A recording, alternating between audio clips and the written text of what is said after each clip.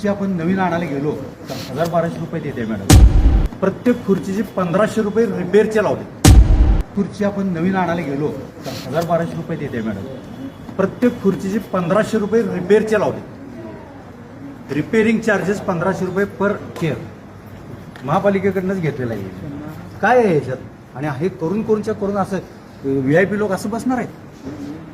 कधी केले होते रिपेअरिंग? 2 वर्ष झाली.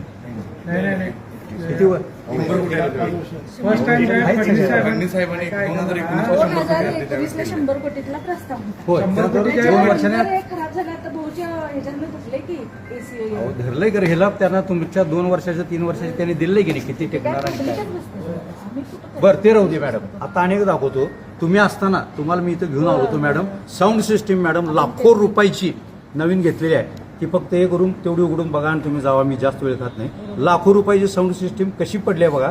इथं कार्यक्रम घेताना भाड्यानं आणायला लागतं. प्लीज तेवढे बघा एकदा.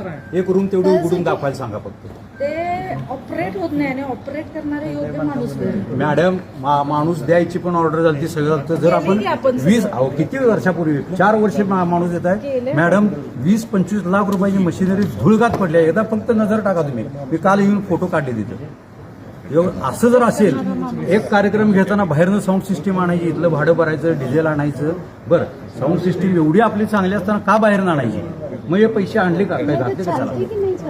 नाही बंदच आहे ना. चालते म्हणजे हार्डली कार्यक्रम होता मॅडम 7.5 कोटी तेव्हाचा ह्याचा खर्च. त्याच्यानंतर जवळजवळ 2-4 कोटी रुपये खर्च झाला. 365 दिवसात एक 100 दिवस फक्त 100 ते 125